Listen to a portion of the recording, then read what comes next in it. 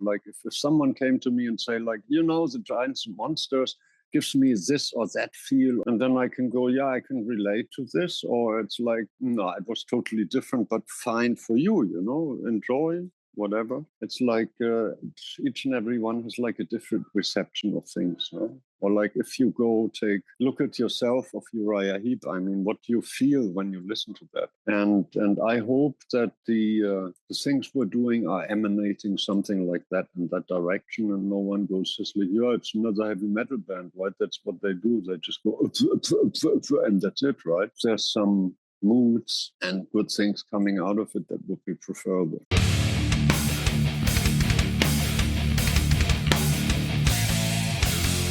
What's up, everybody? It's Keith at GhostCultMag.com. I am so honored to be joined by Michael of Helloween. How are you doing, sir? Hello, everyone. I hope you're having a great time wherever you are. Nice. I'm so excited to talk to you about this new record, Giants and Monsters. But first and foremost, I was reflecting on just my own relationship to the band. And, the band has been through so many, cycles and seasons and albums. I think this is your 18th or 19th album or EP, like maybe 20-something releases. Yeah, or 17th or 16th, something in between. Yeah, studio albums. Yeah, something like that, plus EPs, live albums, etc. So it's just like such a huge part of your life to make music, especially this heavy metal music that we love so much. I don't know if there's a secret to longevity just in the business, because it is a hard business, but you have managed to do it over a lot of things, over a lot of decades. How does one do that? I think eating eggs and taking melatonin or something. I don't know. I have no clue. Perhaps, keep a nice diet that by chance, happens to be good for you if you're just eating what you feel you want to eat or something. I don't know. And it's okay if you take less drugs and if you get less drunk and if you sleep a little bit sometimes in between. Maybe less drugs and more sleep over time. Could be. But you all look great, by the way. Like, I saw that photo and I feel like I'm looking at young guys, not like older men, but like, I'm but very fit and healthy looking, which is, I'm happy about. We just lost Ozzy, and obviously he was ill for a very long time, but I'm thinking about, all my veteran rockers. I don't want to lose any more rock soldiers, as the song says. Yeah. But yeah. Ace Frehley. Yes, that's right. Kiss. And I mean, what a major production that was, not back then, that album. And there's a lot of you wouldn't think CGI and AI photoshopism involved in band photos. You wouldn't think.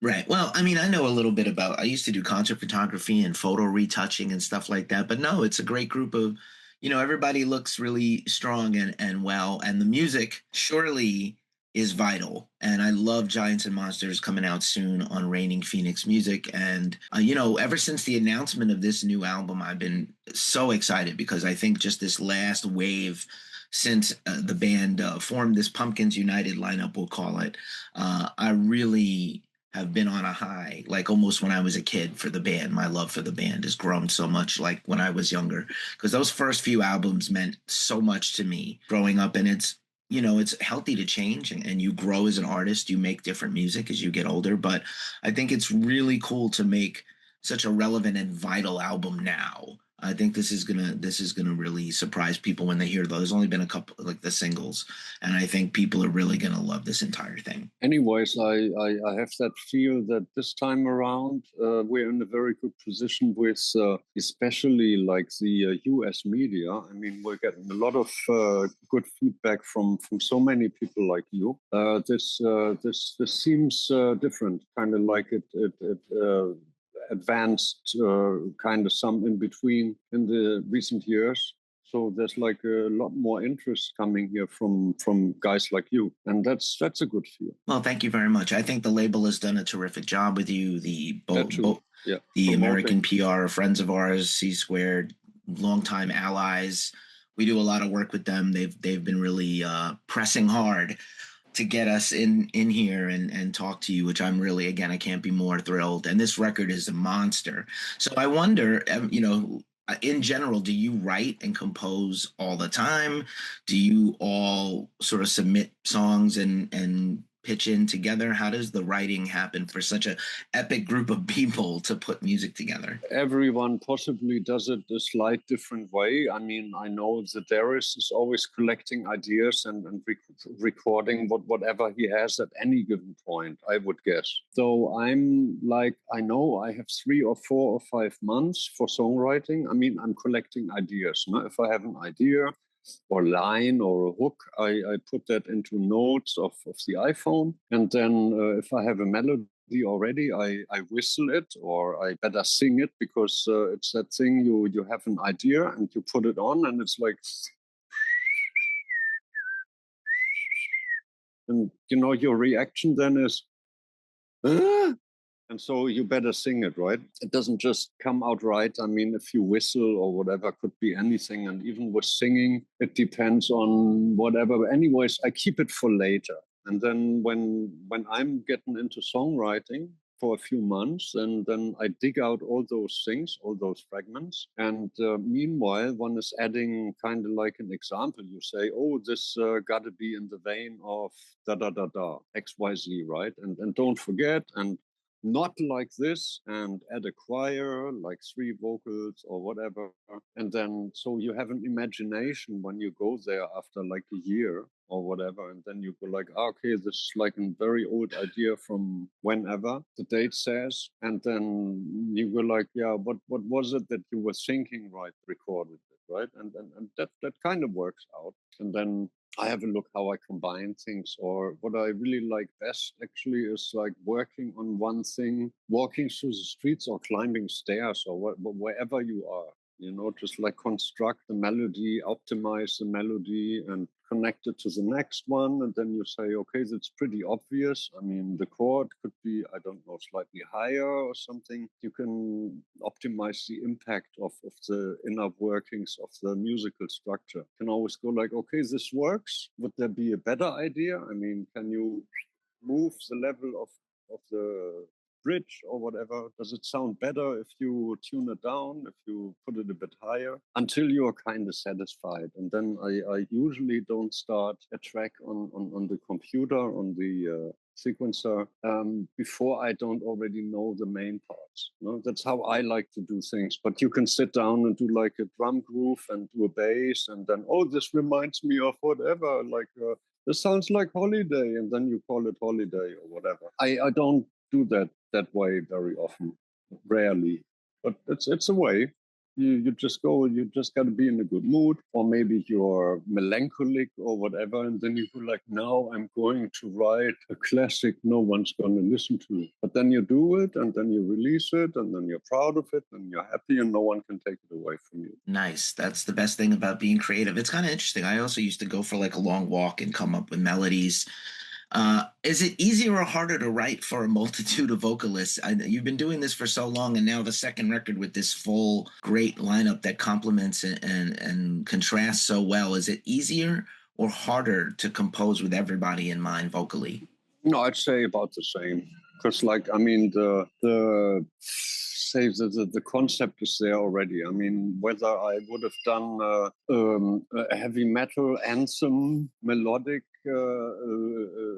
like for the Deris or for the Kiske, or I mean, I know how the Hansen works, and I know what one can give to him. But would be, that's why he's doing the Iron Minions back then, right? That's why he does it. And no, it's more it's complementing each other, more or less. I mean, you can, I asked the producer this time round, I said, why not have them both sing the chorus? Like the one is singing the main vocals and the other one is like singing the third, whatever. And then you have them there. And producer said, no, I'd like to do some feature songs with just one singer and stuff. And I said, yeah, all right. I didn't say anything, whatever. No? There's so many ways, and they all can sing quite great. They all sound kind of good their own way. And then the structure of the tracks we do is more or less predefined. Same, not harder or easier, which is a good thing, I think. Definitely good to know. Thank you for sharing that.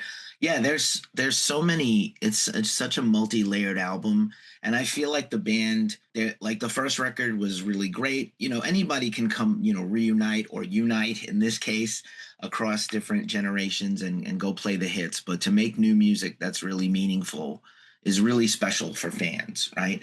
And I think this album in particular, I like that the band is there's some progressive songs where you don't, you know, some epic ballads and there's nothing, it didn't feel like anything is rushed. It all feels like in its own, you know, in a good space writing wise, like, you know, whether it's long, it's short, everything seems to fit and work. So I don't get that a lot. There's a lot of records I get sent that I skip songs because I'm like, nope. Yes. So like this is a record I listened to all the way through a few times and I really loved it. For me, if it's one record, and it doesn't have to be a heavy metal record, if there's one record that's got like a breaker on there where I go like, oh wow, this is all I've been looking for, you know, it's worth owning the CD or whatever just for that one track. But I mean, each and every album, if it so does, emits a certain magic, no? Which you don't really sense yourself because it's all circumstantial, but it's more for the listener outside. I'm thinking of particular Deep Purple albums, like for instance, Come Taste the Band, right? I was like, what am I to expect from this, right? And that was quite different. But I mean, yeah, you sense the summer feel, you sense like the characters of the involved guys, and you were asking yourself what kind of weather it was, where they were, or like they wanted to express something, right? And it's got quite a different feel than Stormbringer or Burn or whatever. And then it's emerging afterwards somehow, even though like if someone came to me and say like, you know, the Giants and Monsters gives me this or that feel, and then I can go, yeah, I can relate to this, or it's like, no, it was totally different, but fine for you, you know, enjoy. Whatever. It's like each and every one has like a different reception of things. No? Or like if you look at yourself of Uriah Heep, I mean, what do you feel when you listen to that? And I hope that the things we're doing are emanating something like that in that direction, and no one goes just like, yeah, it's another heavy metal band, right? That's what they do. They just go, and that's it, right? There's some moods and good things coming out of it that would be preferable. Nice. I love the Deep Purple analogy. Along with Bowie, I always think they were the first band to really be radically different. They're still themselves, but different every single record. They kept improving and changing and evolving up to a certain point, which is really great. Yeah, and you couldn't take that away from them, whether you liked it or not. You couldn't take it away. No? They did it. They've done it. And then it was there, and it stood out. Right on. I know you're a big music lover. Are you surprised that vinyl made such a comeback the last 10 years? It's crazy to me that I like the first Pumpkins records I had on like were on vinyl, and now vinyl is like back and, you know, quite amazing. I'm not so surprised. No. I mean, call it wishful thinking or whatever, but like you can't just go and say like, oh, I wish vinyl would come back. I got myself a new record player just recently, a few months ago. Now I'm ordering all the stuff I deem worthy for whatever, and I even got like a stereo tube equalizer in between before the final Chinese tube amp. It's like tubes. It's all tubes. That's the magic you cannot recreate with anything else. And you can go have a Denon, you can go have a CD player that's absolutely great, has like amazing audio transformers inside. Yeah, fine, okay, but you won't get that vinyl magic. It's going to be different, it's going to be great, it's going to be whatever, it's just not the same. Just recently I played the Bridge Over Troubled Water. It's like a clear vinyl edition, 180 grams. And, you know, there was a guy I know and he came by and said, hey, you got all this stuff here. I mean, is it worth it? I mean, what does it do? I mean, is it so important that, and I said, you know what, sit down, have a listen. Huh? He never heard that.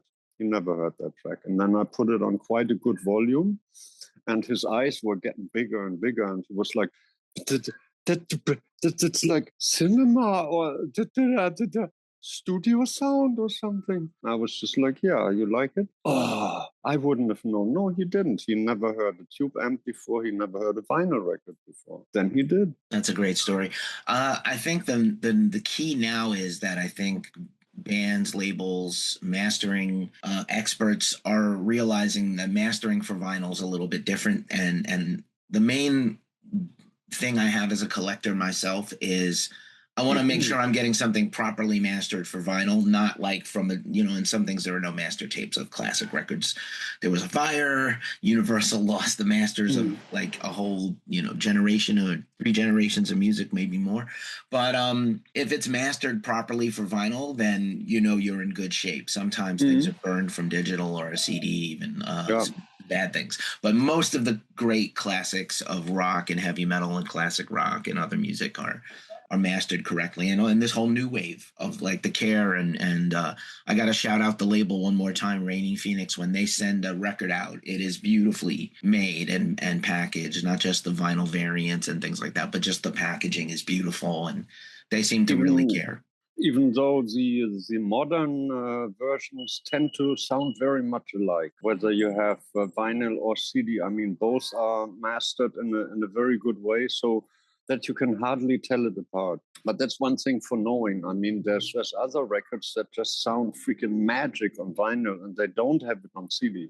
But that's a different thing. It's just like in the current picture of music production. If you have like the broadband frequencies, in the old days, you used to put the treble and the bass to full.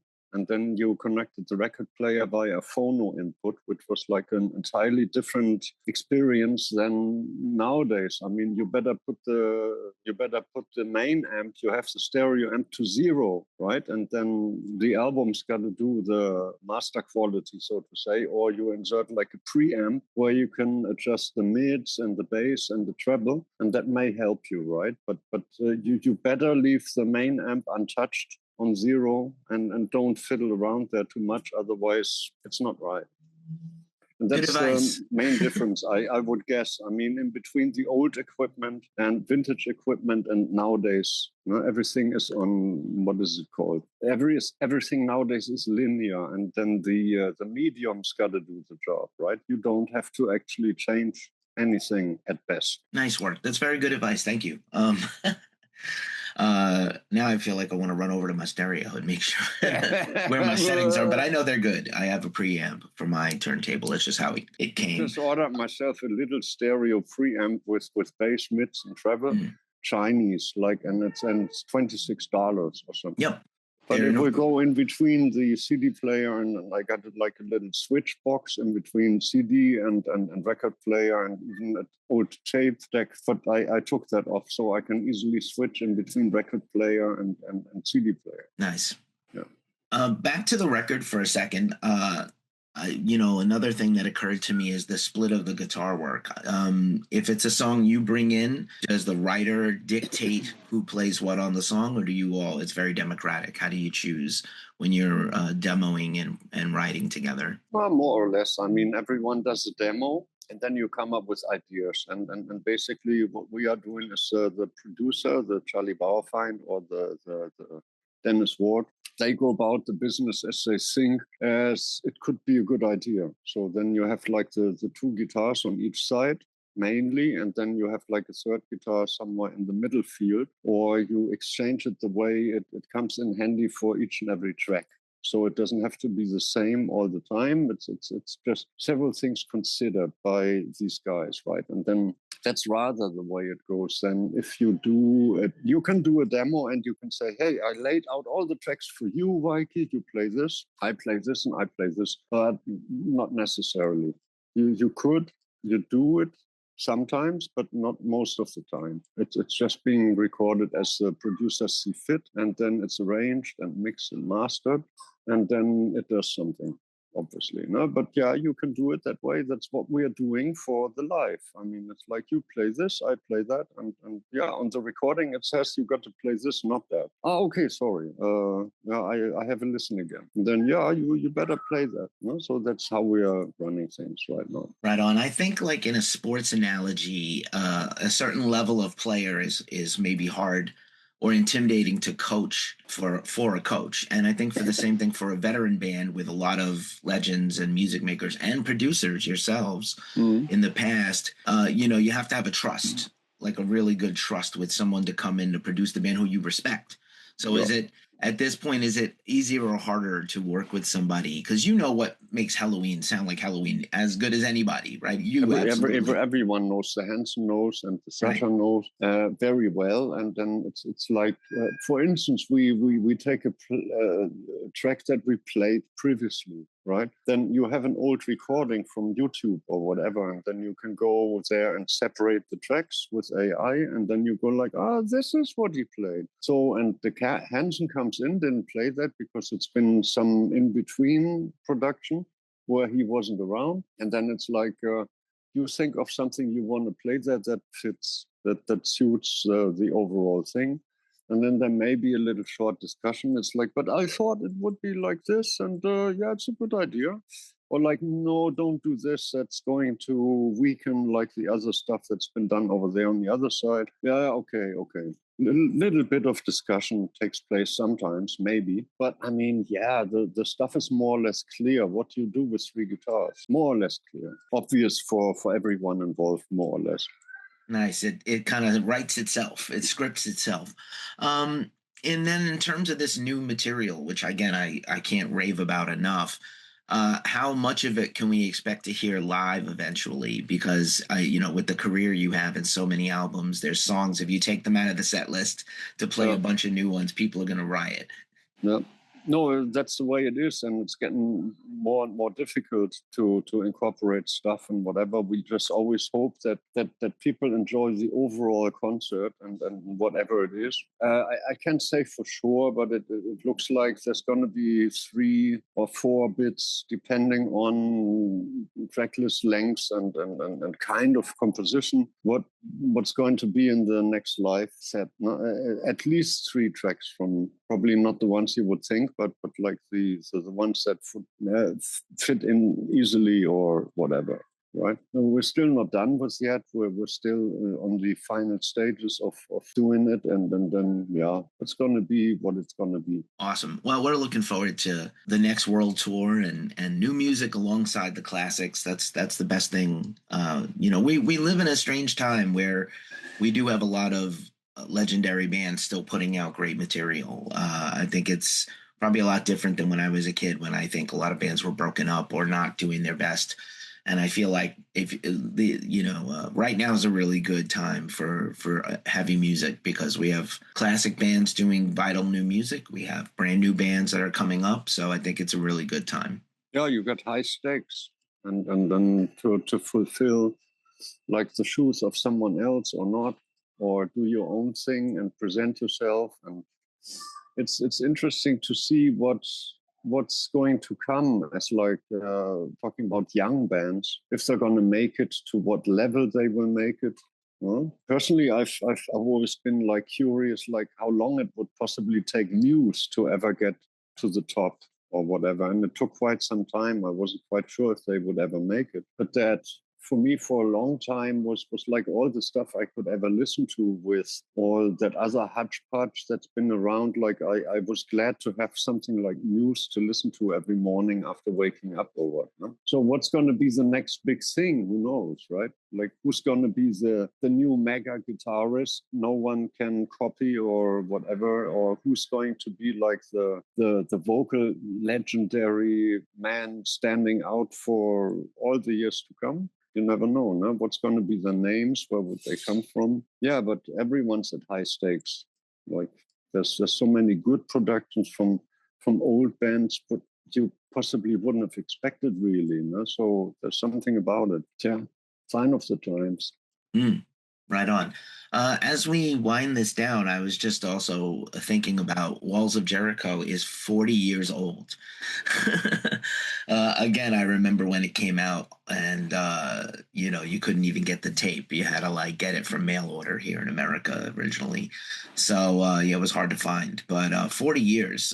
Any recollections back to the making of that EP and the first record deal and those times? Before Yeah. we got the full Helloween we know and love. Yeah, we were just utterly convicted and immersed in doing that stuff. You got to consider that I don't want to be mistaken, but I think we had just 2 weeks for recording the Walls of Jericho. From what I remember, I think it was just 2 weeks, wasn't it? Yeah, mini album, a few days, and then that was that. And I hope I'm not wrong. But I thought it was just 2 weeks, and then it had to be done. It was like a 100,000 Deutschmarks production, and then it had to be finished. I don't know actually how we did it, but like everyone was present. We had lots of coffee. Everyone was around all the time at every step. Yeah, and we wanted to know it, no? For sure. Right on. Such a great way to lift off a career. First, a great first step. Michael, congratulations on the new album coming out soon on Reigning Phoenix Music and Giants and Monsters. And thanks for hanging out with me today. It was really lovely to meet you and talk to you about Helloween. Pleasure. Utter pleasure. All right. Take care. Be well, my friend. Hi to everyone. Have a nice evening or whatever